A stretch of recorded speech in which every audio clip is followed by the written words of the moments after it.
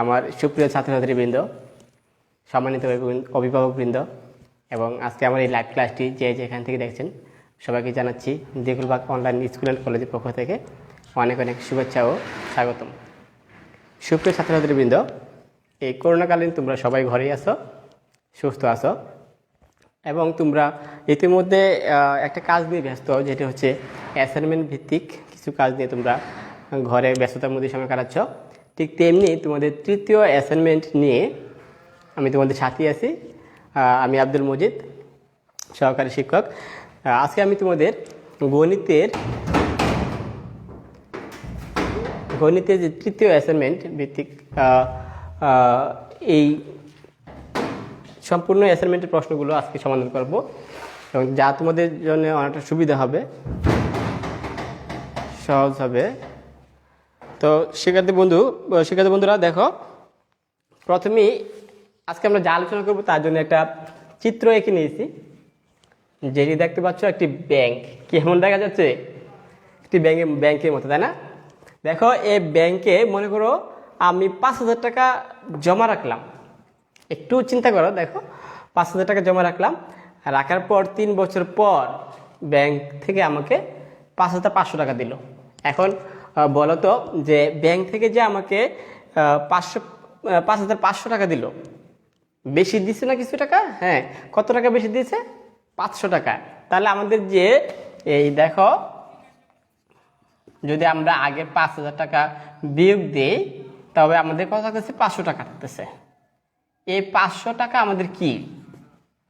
এখন চিন্তা করে বলো তো, যে 500 টাকা বেশি পেলাম 3 বছর পরে, সে 500 টাকাকে আমরা কি বলি? হ্যাঁ, একদম সঠিক বলেছ, এটা হচ্ছে আমাদের মুনাফা বা লাভ বা আসল, তাই না বন্ধুরা? হ্যাঁ, আজকে আমরা ওই লাভ আসল এগুলো, অর্থাৎ সরল মুনাফা কীরকম, চক্রবৃদ্ধি মুনাফা কীরকম, সেগুলো বিষয় নিয়ে আমরা বিস্তারিত আলোচনা করব।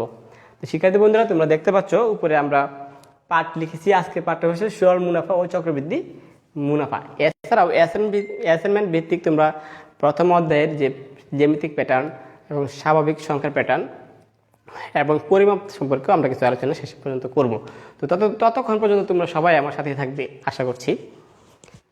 তো আমরা প্রথমেই কিছু কাজ সমাধান করে থাকি। দেখো, প্রথমেই একটা শিরোনাম দেওয়া আছে, সমবায় সমিতির সঞ্চয় স্কিমের ক্ষেত্রে সরল মুনাফা এবং চক্রবৃদ্ধি মুনাফার তুলনামূলক পার্থক্য। কিছু প্রশ্ন দেওয়া আছে, আমরা তুলনামূলক পার্থক্যটা আগে জানবো কীরকম। তো প্রথমে দেখো, সরল মুনাফার ক্ষেত্রে কি দেওয়া আছে? প্রথমে সঞ্চয় স্কিমের মূলধন দেওয়া আছে। তা আমরা এখানে সমাধান করার স্বার্থে আমরা লিখে নিতে পারি যে মূলধন যেহেতু দেওয়া আছে, মূলধনকে আমরা পি দ্বারা প্রকাশ করি। তোমরা নিশ্চয়ই অবগত আছো যে আমাদের সরল মুনাফার সূত্রটি সেখানে ছিল, আমি এখানে একটু লিখে দেখাই যে I equal to P N R ছিল। আইটা হচ্ছে সরল মুনাফা, পিটা হচ্ছে মূলধন, এনটা সময়কাল, আর আরটা হচ্ছে আমাদের মুনাফার হার। তো শিক্ষার্থী বন্ধুরা, তাহলে এখানে যা দেওয়া আছে আমরা এখানে তুলে নিচ্ছি। প্রথমেই মূলধন হচ্ছে 15,000 টাকা, ঠিক আছে না বন্ধুরা? এরপর দেখো, সময়কাল দেওয়া আছে 3 বছর। আমরা এগুলো তুলে নিই, সময়কাল 3 বছর দেওয়া আছে, তাই না বন্ধুরা? হ্যাঁ, তারপর দেখো আবার দেওয়া আছে সরল মুনাফার হার। মুনাফার হার দেওয়া আছে কত? দেখো, মুনাফার হার আর সমান সমান হচ্ছে 9%। এটাকে আমরা এভাবে লিখতে পারি 9%, মানে যদি আমরা সাধারণ ভগ্নাংশে প্রকাশ করি তবে আমরা এভাবে লিখতে পারি 100/9, তাই না বন্ধুরা? হ্যাঁ, এখন দেখো আমরা দুটি প্রশ্ন আছে। একটি হচ্ছে সঞ্চয় স্কিমের 3 বছর পর মুনাফার পরিমাণটা নির্ণয় করতে বলছে, আর বলছে কি 2 নং ধাপের নির্দিষ্ট সময়কাল পর সরল মুনাফা আসল করতে হবে। তাহলে প্রথম কাজটা আমরা করি ক নম্বর। প্রথম যে আমাদের এই কাজটি করে দেখাই, তোমরা পারো সাধারণত। তারপর আমরা লিখে নিচ্ছি, যেহেতু আমাদের সরল মুনাফা আয় চাইছে তাহলে আমরা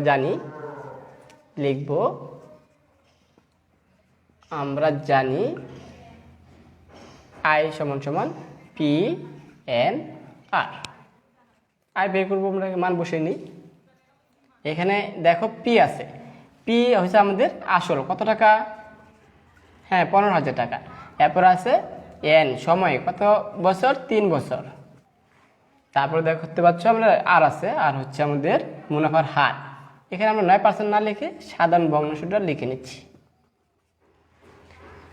হ্যাঁ বন্ধুরা, তোমরা দেখতে পাচ্ছ এখন আমরা ছোট করব। হ্যাঁ, তো এই 2 শূন্য আর এই 2 শূন্য কাটা যায়।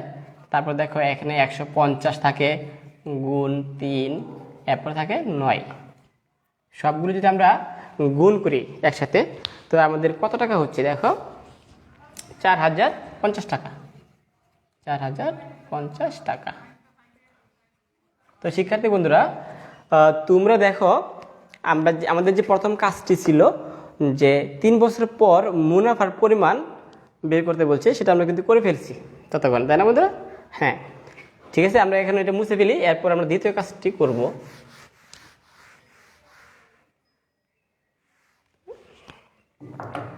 মুছতে দরকার ছিল না, তারপরে দেখো সময়টা আমি লিখে নিয়ে আবার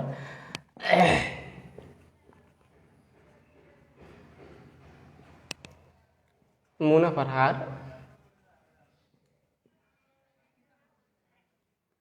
হ্যাঁ মুনাফার হার আর সমান সমান ছিল 9% বা 100/9।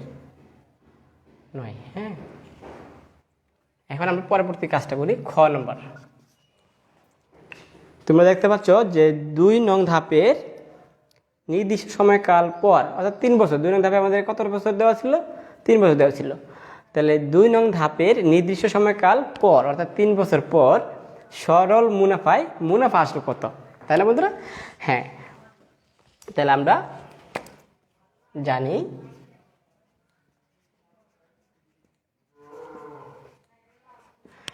জানি এই সমান সমান হচ্ছে মুনাফা যোগ পি, এ আই যোগ পি, অর্থাৎ মুনাফা আসল।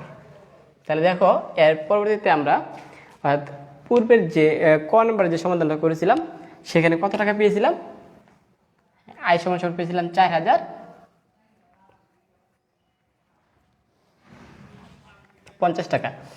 তো এখানে আয়ের মানটা আমাদের লিখে নিই 4050, এবং পি দেখো পির মান ছিল, অর্থাৎ মূলধন ছিল আমাদের 15,000 টাকা। যদি আমরা এই দুটো যোগ করি তাহলে দেখো কত হইতেছে, এই দুটো যোগ করার পর হইতেছে আমাদের 19,050 টাকা। হ্যাঁ 19,050।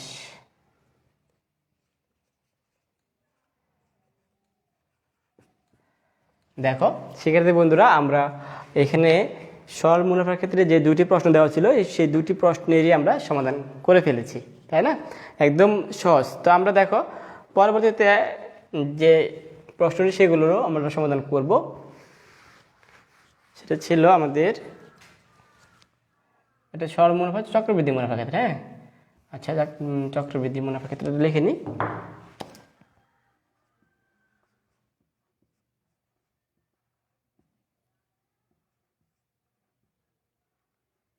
হ্যাঁ, চক্রবৃদ্ধি মুনাফার ক্ষেত্রে আমাদের স্কিম 3টা ঠিক সেম থাকবে, শুধু প্রশ্নগুলো একটু চেঞ্জ হবে। প্রশ্নগুলো আমরা আবার লিখে নিচ্ছি। আমাদের যে প্রশ্নগুলো ছিল আমরা দেখতে পাচ্ছি যে প্রথম বছরান্তে চক্রবৃদ্ধি মূলধন বলছে যে প্রথম বছরান্তে চক্রবৃদ্ধি মূলধন, এখানে আমাদের সূত্র উল্লেখ করতে বলছে, তাই সূত্রের উল্লেখ সহ সমান কত,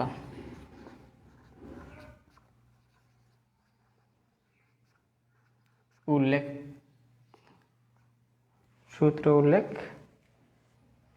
সহ।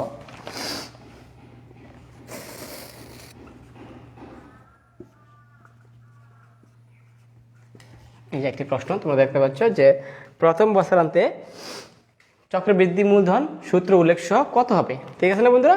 হ্যাঁ, তা আমরা দ্বিতীয় প্রশ্নটা এরকম যে দ্বিতীয় বছরান্তে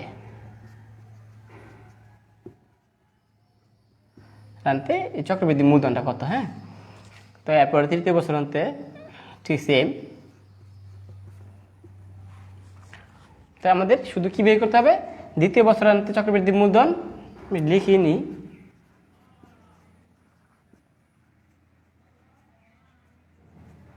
মূলধন কত, এরপরে তৃতীয় বছরান্তে চক্রবৃদ্ধি মূলধন কত।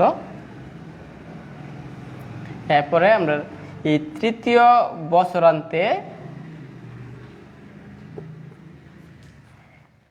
চক্রবৃদ্ধির এখন চাইছে কি মুনাফা কত। হ্যাঁ, এটা আলাদা একটা প্রশ্ন। তো তিনটা একই প্রশ্ন, আমরা এগুলো সমাধান করতে যাচ্ছি। প্রথমে দেখো আমরা ক নম্বর প্রশ্ন সমাধান করছি, সেটা হচ্ছে প্রথম বছরান্তে চক্রবৃদ্ধি মুনাফা মূলধন। তাহলে আমরা মূলধন চাইছি, তাহলে দেখো আমরা এইটার সমস্যা সমাধান করি। প্রথমে আমরা জানি লিখব, কি লিখব? আমাদের সূত্রটার দরকার, তাই না? আমরা জানি যে চক্রবৃদ্ধি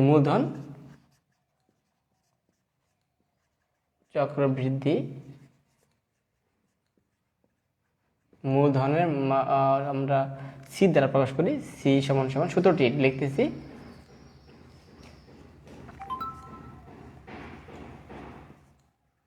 P into 1 plus R whole to the power N. এটি হচ্ছে আমাদের চক্রবৃদ্ধি মূলধনের সূত্র। ঠিক আছে বন্ধুরা? হ্যাঁ, এখানে আমরা যদি প্রথম বছরান্তে মান বের করি তাহলে এখানে অন হবে। হ্যাঁ, অর্থাৎ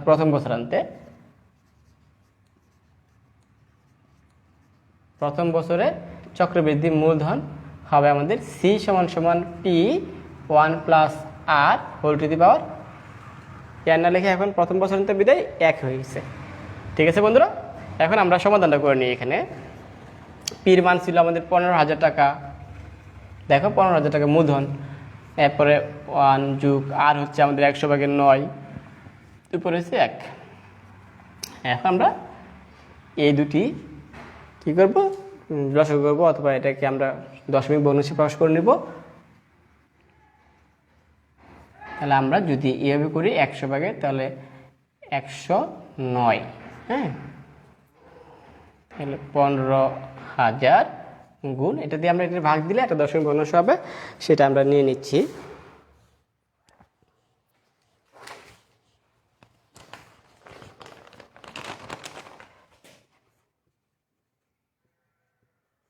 এই দুই শূন্য কাটা দিলে আমাদের থাকতেছে 150 গুণ 109। এখন যদি আমরা দুটো গুণ দিই তবে হইতেছে 16,350 টাকা। তো শিক্ষার্থী বন্ধুরা, তোমরাও ভালো করে ক্যালকুলেটর যদি তোমাদের সাথে আছে গুণ করে দেখো এত হয় কিনা। তবে আমাদের প্রথম বছরান্তে চক্রবৃদ্ধি মূলধনটা বের করা হয়ে গেল। এরপর আমরা 2 নম্বরটা করব, দ্বিতীয় বছরান্তে কত হয়, তৃতীয় বছরান্তে কত হয়, এভাবে ঠিক সেম একই সূত্র ব্যবহার করে। তাহলে আমরা এখন যেটা পেয়ে গেলাম 16,300 টাকা, এটা হচ্ছে প্রথম বছরান্তে চক্রবৃদ্ধি মূলধন। এখন আমরা বের করব দ্বিতীয় বছরান্তে চক্রবৃদ্ধি মূলধনটা কত হয়। হ্যাঁ, তো আমরা এটা মুছে ফেলি। এখন দেখো আমরা এখানে প্রথম ছিল কি যে প্রথম বছরান্তে মান বের করেছিলাম, এখন আমরা এখানে লিখব দ্বিতীয় বছরে চক্রবৃদ্ধি মূলধন আমাদের এখানে হবে এখন 2। হ্যাঁ, কত হবে? 2 যেতে আমরা দ্বিতীয় বছরান্তে। আর সেম এখন মানগুলো বসিয়ে নিই। এখানে ছিল 15,000 টাকা, 1 যোগ আর হচ্ছে আমাদের 100/9 অর্থাৎ 9%। তাহলে আমরা এখানে দেখো ঠিক সেম এখানে উপরে 2 হবে, তারপর 100/109, এটাকে আমরা স্কোয়ার দিব। যদি আমরা দশমিক ভগ্নাংশ করে ফেলি তাদের মধ্যে আরো সহজ হবে। অর্থাৎ এখানে 15,000 গুণ 1.09, এটা আমরা 100 দিয়ে যদি আমরা 109কে ভাগ দিই তবে একটা দশমিক ভগ্নাংশ হয়, এটা হচ্ছে 1.09। এখন দেখো এখানে 15,000 গুণ 1.09, যদি দুইটা গুণ দিই অর্থাৎ 1.09 গুণ 1.09, দুটি গুণ দিলে আমাদের আরও একটা মান হয়, সেই মানটা হচ্ছে 1.188। হ্যাঁ, নিশ্চয়ই বের করতে পারবে তৃতীয় বছরান্তের কথায়, তাই না? ঠিক আছে, তবু আমরা বের করে নিচ্ছি। এখানে আমরা দেখো শুধু দ্বিতীয়, এখানে 2 জায়গায় আমরা যদি 3 দিয়ে দিই এখন, হ্যাঁ, তাহলে আমাদের আরও সহজ হচ্ছে। এখানে 3, এখানেও 3, আর এখানে আমরা লিখে দিই তৃতীয় বছরান্তে। নিশ্চয়ই বুঝতে পারতেছ। এখন তৃতীয় বছরান্তে এই জন্য 3 হয়ে গেছে, আর এখানে হুবু তো আগে যা ছিল তাই। এখন এখানে শুধু আমরা 3 দিব, হ্যাঁ, এখানে 3 দিয়ে দেব, আর এই মানটাকে আমরা 3 বার গুণ দেব। এই মানটাকে আমরা কবার গুণ দেব? 3 বার। যদি আমরা 3 বার গুণ দিই তাহলে দেখো এখানে 15,000 থাকবে। 3 বার গুণ দেওয়ার পর আমাদের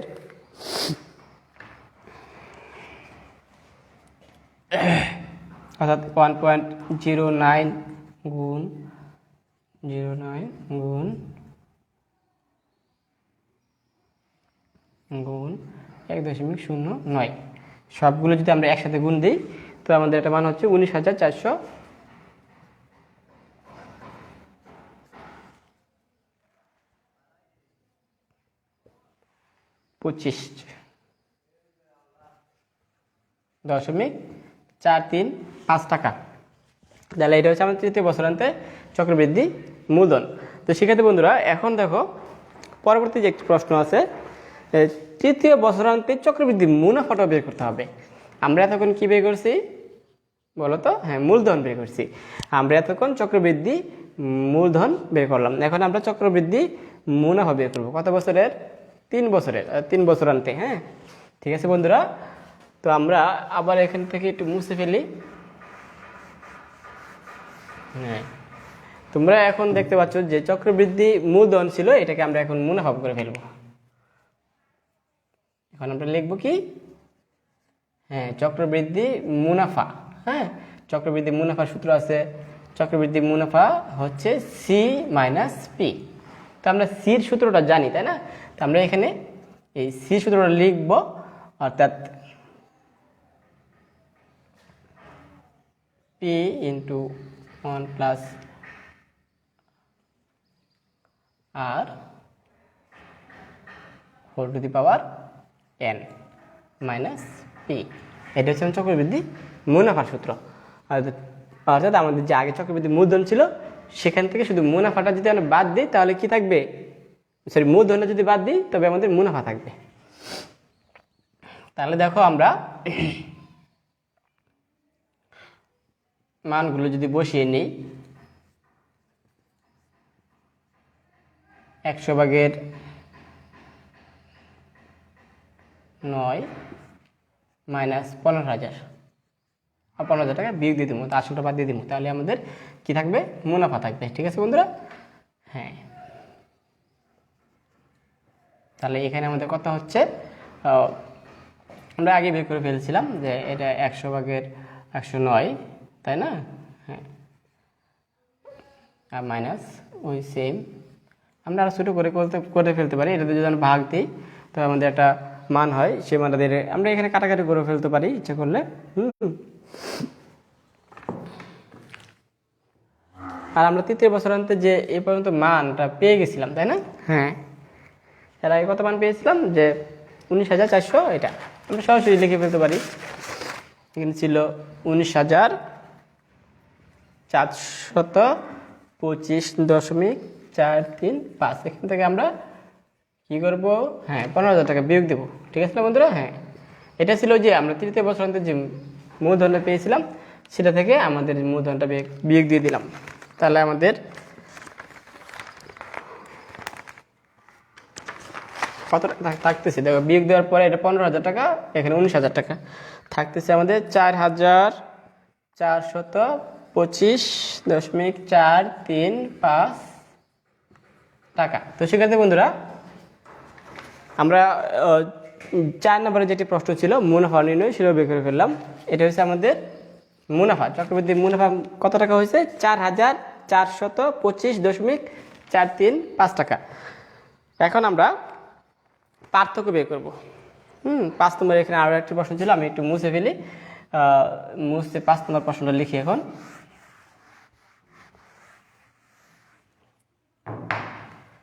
অর্থাৎ নাম্বার। এই প্রশ্নটা ছিল আমাদের নির্দিষ্ট সময়কাল পর সরল মুনাফা ও চক্রবৃদ্ধি মুনাফার পার্থক্য। 3 বছর পর, আমি সরাসরি লিখে নিচ্ছি, 3 বছর পর সরল মুনাফা ও চক্রবৃদ্ধি মুনাফার পার্থক্য বের করতে বলতেছে। তাহলে আমরা এখন পার্থক্যটা বের করবো। 3 বছর পর সরল মুনাফা এবং চক্রবৃদ্ধি মুনাফা পার্থক্য। আমরা 3 বছর পর সরল মুনাফা পেয়ে গেছি, 3 বছর পর চক্রবৃদ্ধি মুনাফাটাও পেয়ে গেছি, তাই না বন্ধুরা? তো আমরা আমাদের জন্য এই কাজটা সহজ হবে। আমরা এটা দরকার আমাদের একটা মুনাফা, এটাকে মুছে ফেলিয়ে তারপর আমরা লিখবো।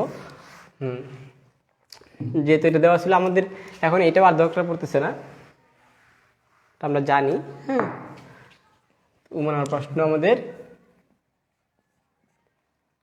3 বছর পর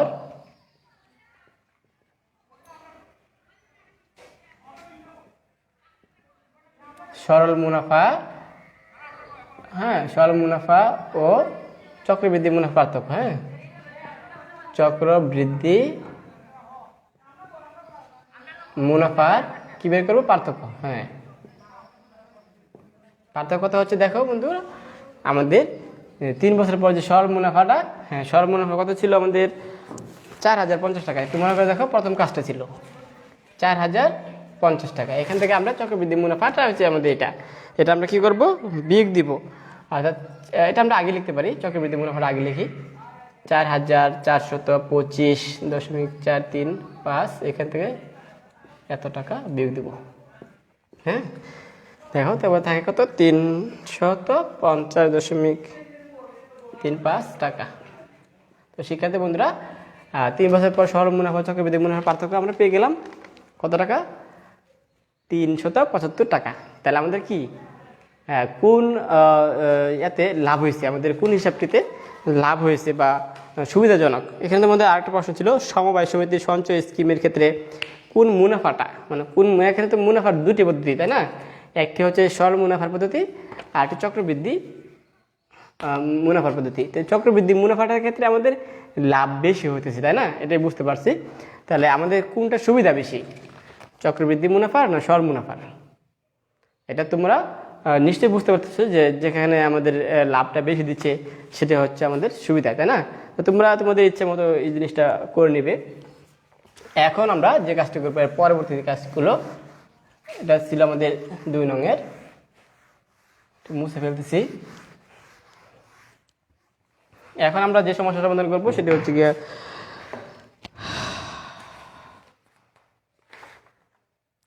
সংক্ষিপ্ত প্রশ্ন।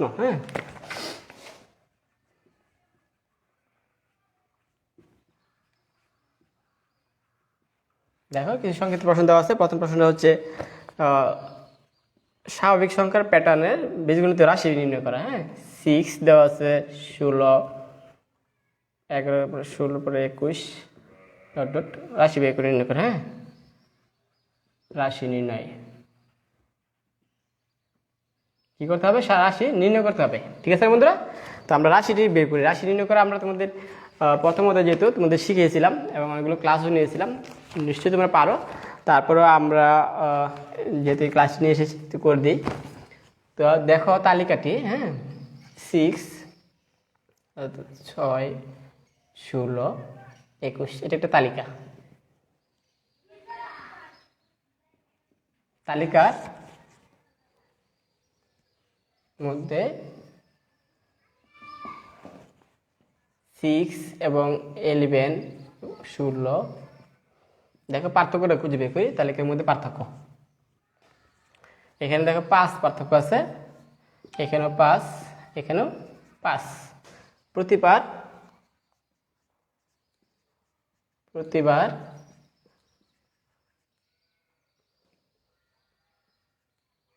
পাস করে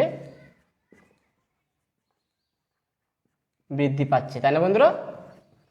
তালিকাটি যে বৃদ্ধি পাচ্ছে বা যে নিয়মে সাজানো আছে, দেখো আমরা একটা থেকে আরেকটা বাদ দেওয়ার পর দেখতে পাচ্ছি যে এই দুইটার মধ্যে ব্যবধান 5, তারপরে 11 11 এবং 16-র মধ্যে ব্যবধান 5, তারপরে 16 21-এর মধ্যে ব্যবধান 5। আমরা একটা পার্থক্য বের করে ফেললে তোমাদের সহজ হয় কাজটা, এই বীজগণিতের রাশির মানটা বের করে নিতে। তো প্রতিবার যদি পার্থক্য 5 করে পাচ্ছে, তা আমরা 5 ধরে নেব, মনে মনে কত ধরে নেব?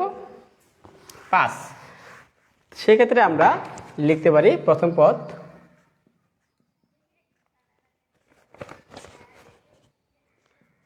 পদ সংখ্যা কীভাবে হচ্ছে। হ্যাঁ, প্রথম পদ সংখ্যা আমাদের দেখো হচ্ছে 5 + 1, তাহলে কত হয়? 6 হয়। এখন এই 5টা কীভাবে হলো? 5-এর সাথে যদি আমরা গুণ দিই 1, হ্যাঁ, তারপর যদি যোগ দিই 1, তবে কত হচ্ছে? ওটা হয়ে যাচ্ছে, তাই না? 5ই হচ্ছে। তো প্রথম সেটা আমরা এভাবে বের করতে পারি। আমরা এখানে আরও একটু সহজ করে নিই। প্রথম সেটা 5 কীভাবে হলো? 5-এর সাথে যদি আমরা যোগ 1 দিই, তারপর 5 × 1 + 1, হ্যাঁ, এভাবে লিখবা বেটার। এরপরে দেখো আমরা পরবর্তী দ্বিতীয় যদি পদটি বের করি, দ্বিতীয় পদ সংখ্যা, তবে এখানে দ্বিতীয় পদ সংখ্যা আমাদের 11। তো 11 কীভাবে হয়? 10 + 1, 10 কীভাবে হলো? 5-এর সাথে 2 গুণ দিলে, তারপর যোগ 1। এভাবে আমরা তৃতীয় পদ, চতুর্থ পদ, হ্যাঁ, বের করতে পারবো, তাই না? তৃতীয় পদটা আমরা কীভাবে বের করি? দেখো তৃতীয় পদ ছিল আমাদের 16।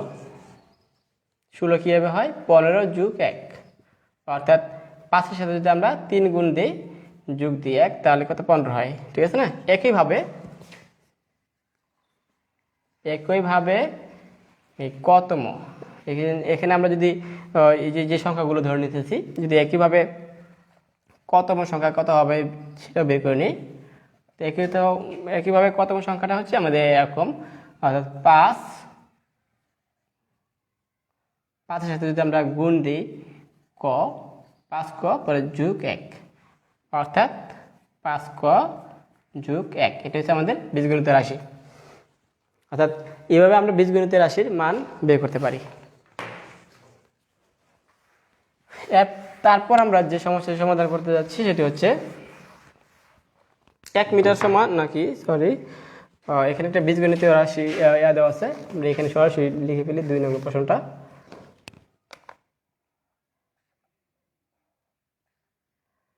তারপরে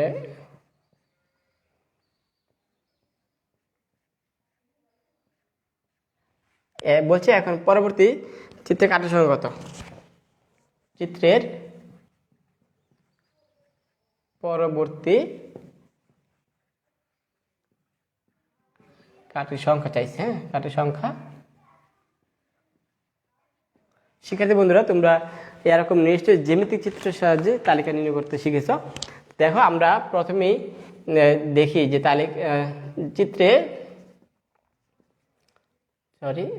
চিত্রে আমরা যা পাই, চিত্রে প্রথম পদ, হ্যাঁ, প্রথম পদ চিত্রের তালিকা, হ্যাঁ, চিত্র থেকে যেমন প্রথমে আছে 1 2 3 4 5, 1 2 3 4 5, তাহলে 5, 1 2 3 4 5 6 7, 7 11 তালিকাটি চিত্রে এই তালিকা আকারে কি জ্যামিতিক চিত্রগুলো বাড়ছে। তাহলে পরবর্তী চিত্রে কাটির সংখ্যা দেখো, এদের মধ্যে পার্থক্য 2, এদের মধ্যে পার্থক্য 2।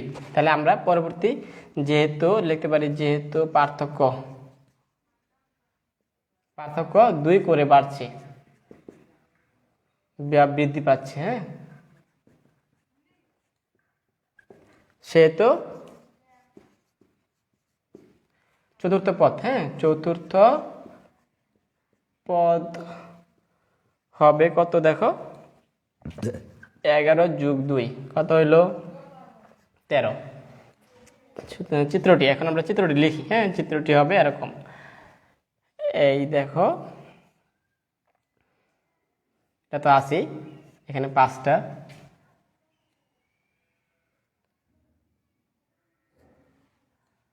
তারপরে 7টা, তাই না?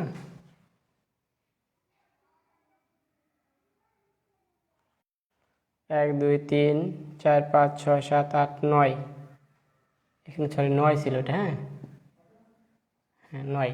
তাহলে আমরা 9 10 11, এখন আমরা 11 হয়ে গেল, তাই না? 9 + 2, তাহলে কত হলো? 11। 1 2 3 4 5 6 7 8 9। এখন যদি আমরা আবার দিই পরে চিত্রটাকে আঁকতে চাই, তাহলে আমাদের এখানে এরকম হবে, আর এখান থেকে নিচ থেকে এরকম হবে, কেননা প্রথম চিত্রটা দেখো ঠিক সেম এরকমভাবে করতে হবে। তাহলে চিত্রটি হবে আমাদের এরকম। এখানে দেখো 1 2 হ্যাঁ 3 4 5 6 7 8 9 10 11। তো চিত্রটি কত হলো আমাদের? হ্যাঁ 11। চিত্রটি শেষ আমাদের আঁকা। এখন পরবর্তী যে প্রশ্নটি সেটি আমরা করব, 3 নম্বর প্রশ্ন। সময় বেশি নিচ্ছি হয়তো। 3 নং প্রশ্ন ছিল যে 1 মিটার কাকে বলে। তো শিক্ষার্থী বন্ধুরা, এটা তোমাদের বইয়ে কোনো প্রশ্নের উত্তর না, তবে হ্যাঁ অবশ্যই এটা জানা উচিত। অনেকেই আমরা জানি না যে 1 মিটার কি। আমরা সাধারণত এটাই জানি যে 1 মিটার হচ্ছে মেট্রিক্স পদ্ধতিতে দৈর্ঘ্যের একক। মেট্রিক্স পদ্ধতিতে দৈর্ঘ্যের একককে বলি আমরা মিটার। 1 মিটারও আরও একটা সংজ্ঞা আছে, এটা সাধারণত আমরা পদার্থবিজ্ঞানের বইয়ে পেয়ে থাকি। দেখো আমি এটা বলেই ফেলি যে শূন্য স্থানে লিখেও দিচ্ছি, তোমরা লিখে নিতে পারো যে শূন্য স্থানে প্রতি সেকেন্ড বা 1 সেকেন্ডে, হ্যাঁ 1 সেকেন্ডে এখানে আমাদের একটা মান আছে যেটি অনেক বড়। 1 সেকেন্ডে এখানে হচ্ছে 29,97,000 সরি 29,97,00,000, তারপরে হচ্ছে 92,000, হ্যাঁ 92,000। আমরা এখানে মুছে ফেলি, তাহলে আমরা সব লিখতে পারবো। মিটারের সংখ্যাটা লিখতেছি। শূন্য স্থানে 1 সেকেন্ডে 29,97,092,458, 458 ভাগের 1 ভাগ সময়ে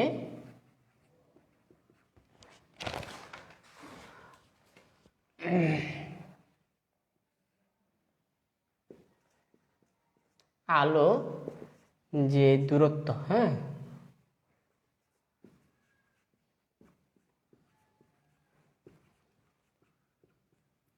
অতিক্রম করে,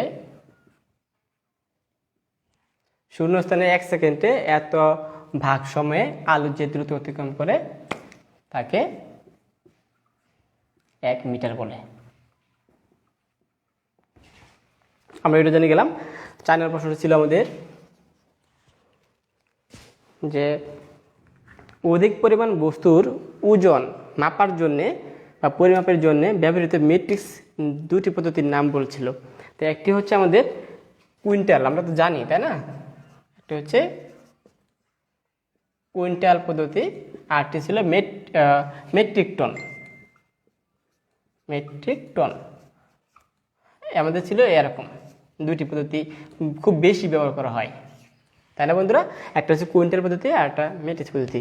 তোমরা সাধারণতভাবেই কোথাও পেপার অথবা বই অথবা এতে দেখতে পাও যে এত মেট্রিক টন চাল, এত মেট্রিক টন গম, এত কুইন্টাল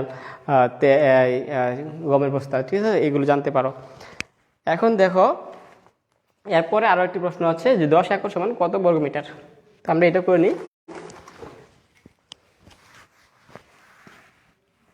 এখন আমরা 5 নম্বরটা করছি। 5 নম্বর প্রশ্ন হচ্ছে 10 একর সমান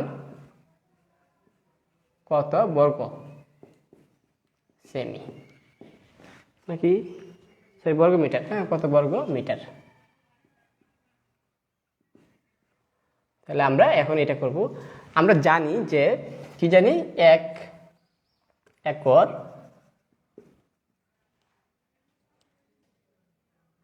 সমান 4046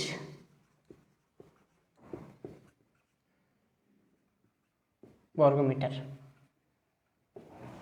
1 একর সমান আমরা জানি 4046.86 বর্গমিটার। সুতরাং 10 একর হলে বেশি হবে না কম হবে? বেশি হবে, তবে আমরা গুণ দিব। কী করবো? 10-এর সাথে 10 গুণ 4046.86 যদি গুণ দিই তবে আমাদের যে মানটা হচ্ছে সেটা হচ্ছে ওইটার মান কত হয় দেখো, 40,068.6, হ্যাঁ, এত বর্গমিটার। তাহলে আমাদের ওই 10 একর সমান হচ্ছে 40,468.6 বর্গমিটার। এটা করে ফেললাম। সেক্ষেত্রে বন্ধুরা তোমরা তারপরে যে একটা প্রশ্ন আছে 6 নম্বর, 160 সেন্টিমিটার সমান কত ইঞ্চি? হ্যাঁ, 160 সেমি সমান সমান কত ইঞ্চি? এখন কি চাইছে? ইঞ্চি বের করতে। হ্যাঁ, কত ইঞ্চি? তো আমরা জানি যে 1 ইঞ্চি সমান বা 2 দশমিক, এটা আমরা জানি যে 2.54 সেন্টিমিটারে 1 ইঞ্চি। এটা কি আমরা জানি না? হ্যাঁ, একটু মনে করে দেখো, পারবা। আমরা জানি 2 দশমিক, কেমন দেখাচ্ছে, 2.54 সেন্টিমিটার সমান 1 ইঞ্চি, এটা আমরা জানি। এখন বলছে যে 160 সেন্টিমিটার সমান কত হবে? তাহলে আমরা এখানে ধরে নিই 1 সেন্টিমিটার সমান কম হবে, কম হলে নিচে যাবে। এখন যদি হয় 160 সেন্টিমিটার, তবে কী হবে? বেশি হবে। 2.4 দিয়ে আমরা 160কে যদি ভাগ দিই তবেই আমাদের ইঞ্চি বের হচ্ছে।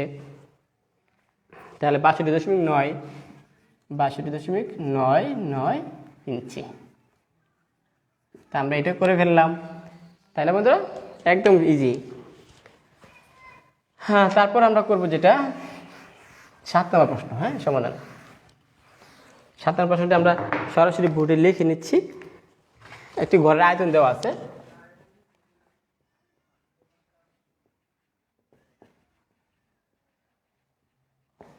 ঘরের আয়তন কত দেওয়া আছে দেখো, 7,68,000, হ্যাঁ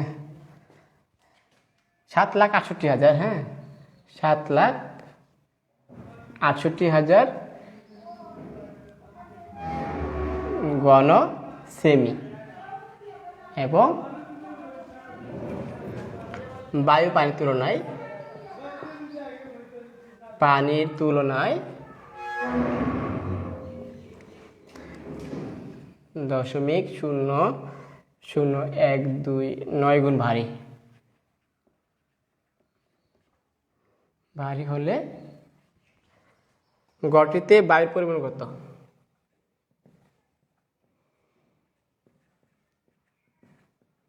বায়ুর পরিমাণ কত? তো সেক্ষেত্রে বন্ধুরা আমরা সবার শেষে আমরা এই প্রশ্নটি সমাধান করে শেষ করে ফেলবো। তো দেখো সেক্ষেত্রে বন্ধুরা, এখানে আমরা জানি যে গড়ের আয়তন কত তা দেওয়া আছে, তাই না বন্ধুরা? হ্যাঁ, গড়ের আয়তন আমাদের ছিল, হ্যাঁ আয়তন ছিল আমাদের এত। তাহলে আমরা জানি, সরাসরি লিখে ফেলতে পারি যে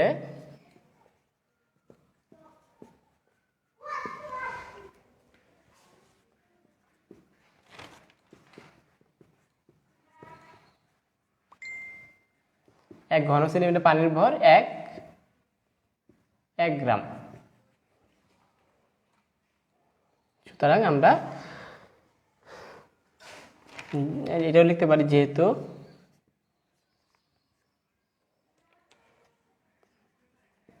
বায়ু পানির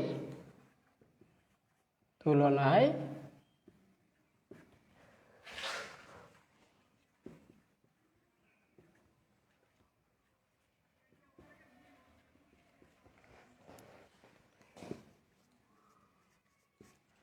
সেহেতু 1 ঘন সেন্টিমিটার সমান কি হবে?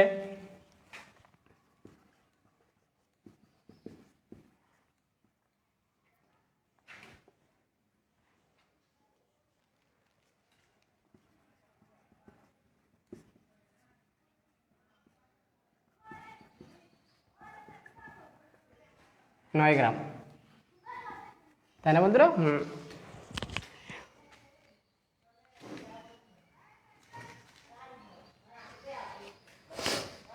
সুতরাং এখন যেটা বের করবো আমরা, এখানে 7,68,000